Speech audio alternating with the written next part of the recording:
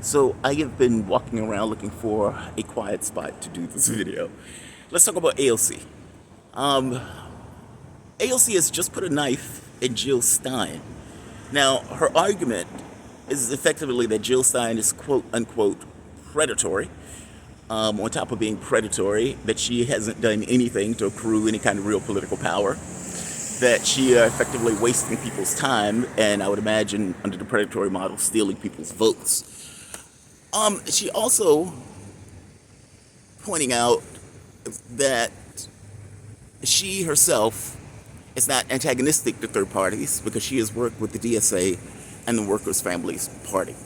All right, I want to start at the Workers' Families Party thing. The Worker Family Party is not antagonistic to the Democratic Party. They work in tandem. It's almost like they're, you could be one or the other. You could be both. There's no contradiction in terms in doing so. From the standpoint of the argument of predatory, because she ran 4 times or 4 years, Joe Biden has been running since the 80s. I don't see her taking all that much issue with that. Also, the Democratic Party has taken action to go around the country to eliminate the Green Party from various ballots. They have used their lawyers to be like, hey, you didn't put an I here, so you shouldn't necessarily be on the ballot in Wisconsin. They have done this all across the United States. They have taken a specific interest in doing so. It is amazing to me that the woman who started off her campaign with, we need to primary some folks, and gets in the office effectively saying they are going to get rid of other Democrats because those Democrats haven't necessarily been working to the best interests of Americans, that person who was, when she started her campaign, very critical of the state of Israel and the murder and amelioration of the Palestinian population, stealing, subjugating that local population, stealing the land and whatnot, and killing and imprisoning, etc. She had zero issue being critical of that before she got into office and immediately in getting into office. Now we have a new day. We have a new AOC, an AOC that Mama Bear would be proud to call a Democrat. This is the same AOC that was against forced to vote because, according to her, Joe Biden would be amenable to passing a $15 down minimum wage. That never took place. Not just not took place, the Democratic Party didn't take the steps necessary to get rid of the parliamentarian to allow it to take place. In the exact same situation where Republicans were faced with something similar where the parliamentarian got involved, they fired the parliamentarian in order to get what they wanted to pass. The Democratic Party didn't necessarily have that in them. More to the point, on the issue of Israel and Palestine, AOC got on stage and basically said that Kamala Harris was working for a ceasefire deal. Kamala Harris just got on CNN and said the blood, her quenching, her thirst for Palestinian blood and the blood of Palestinian babies has not yet been quenched. And so she will not be passing any additional policies from what Joe Biden is currently doing. This is the Democratic Party that she is defending vociferously. And to be very clear, her issue with Jill Stein has nothing to do with the number of times that Jill Stein ran. It's the fact that Jill Stein is on the ballot at all. And from the Democratic Party perspective, and AOC being a Democrat completely at this point, from their point of view, when Jill Stein is on the ballot, it steals votes from Democrats, missing the fact that these people weren't going to vote for Democrats at all. They just wouldn't have voted. But again, from the Democratic point of view, black people belong to the Democratic Party, and Jill Stein voters, for whatever particular reason, despite being in part of a different party, belongs to the Democratic Party, and so they would prefer that Jill Stein not be on the ballot. That is the argument. She's just making the argument for the Democratic Party. They're using her, and I can't even say they're using her. She is basically transformed into a Democrat. They say that the Democratic Party is where movements go to die.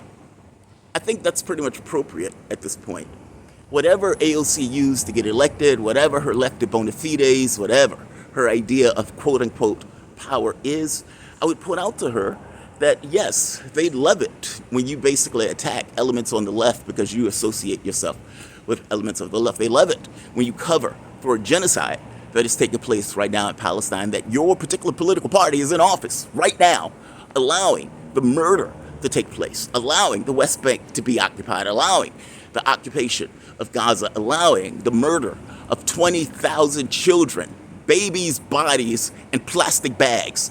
That is what AOC is covering for, and that is what the Democratic Party right now is doing and is allowing. An AOC issue is that the Green Party has been unequivocal that this is a genocide, and that Jill Stein has been very clear this is a genocide, and that there will be a lot of people who, instead of voting for the Democrats, will go and vote for Jill Stein because Jill Stein is unequivocal that what is taking place right now in Gaza is a genocide. AOC knows that. AOC is perfectly aware of that. Hence, whether she was given marching orders to go out and attack Jill Stein or whether she decided to do it because she has an affinity and considers herself a Democrat, I don't really care. Both of those things to me are basically the same. What it boils down to, though, is she is attacking somebody who is on the left, who is representing what people thought she was, and that she is now attacking. Jill Stein is not predatory. She is elected by the Green Party to represent the Green Party's interests. They are on the ballot all across the United States and America. And whether they have the ability to win the presidency or not is secondary to the point of whether they can get enough, 5%, in order to get a certain amount of money. Meaning there's a specific reason that Jill Stein and the Green Party is on the ballot in various states. And there's a specific reason why they're trying to get as many people and as much support as possible. The 5% threshold allows money to basically flow into the Green Party to increase their chances across the United States. AOC is perfectly aware of this. But again, her issue is Trump is bad. Any votes that not for the Democratic Party is bad. And Jill Stein being antagonistic and pointing out the flaws, the failures, and the fact that the Democratic Party is full bore supporting a genocide by definition and by extension of Jill Stein not being a Democrat and will represent the voices of the people that are against genocide. By definition, Jill Stein becomes bad. AOC fulfills her transformation into a Democrat. What I would warn AOC is that they may support you when you do stuff like this and attack elements on the left that are backing the interests of the things that you said you agree upon. They will perfectly align with you and agree with you when you are doing stuff like this. When your certain lefty priorities are put up, you will not get their support. They will put a knife in you, and under no circumstances will they support you. If Sanders' run is not evidence of that, I don't know what is. You didn't change the Democratic Party. They fundamentally changed you. And maybe they didn't change you at all. Maybe this is just where you always were.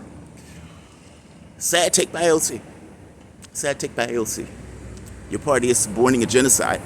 Your party is literally covering for a full-bore genocide. Look, I say it this way. I totally believe that parties or standards should be set.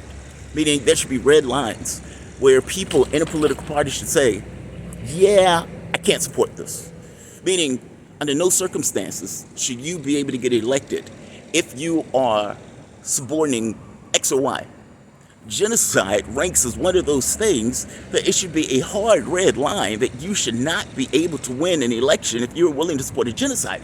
I used to have this joke that Democrats would vote for one concentration camp less. It used to be a joke. Apparently it's where we are. AOC, one concentration camp less. AOC attacks Jill Stein. I don't know why I should say this, but standards matter. And from the standpoint of a standard, a place where your party and you are not willing to support, meaning your party going below a certain standard, it should be an easy take that genocide and not supporting a genocide should be that standard. Apparently AOC has not gotten that message.